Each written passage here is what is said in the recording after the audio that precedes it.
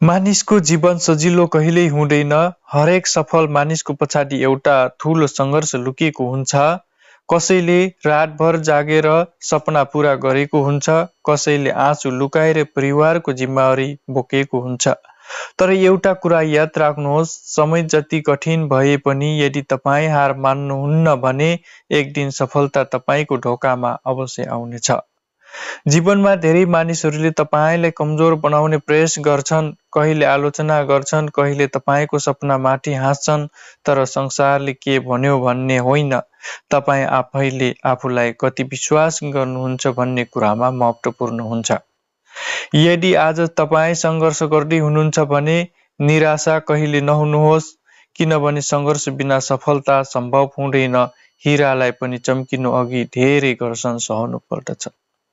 हरेक बिहान एउटा नयाँ अवसर आउँछ। पुराना गल्ती बिर्सेर नयाँ सुरुवात गर्ने मौका दिएर जान्छ। त्यसैले उठ्नुहोस्, आफ्नो लक्ष्य तय गर्नुहोस् र तबसम्म मेहनत गर्नुहोस् जबसम्म तपाईँको सपना वास्तविकतामा बदलिँदैन।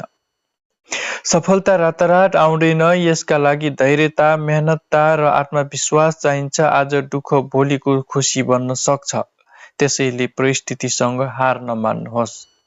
याद राख्नुहोस्, हार्ने मानिस त्यो होइन जो असफल हुन्छ, हार्ने मानिस त्यो हो जसले प्रयास गर्न छोड्छ।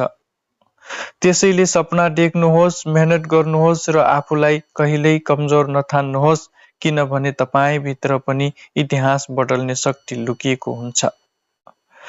सङ्घर्षलाई डर होइन, शक्ति बनाउनुहोस्।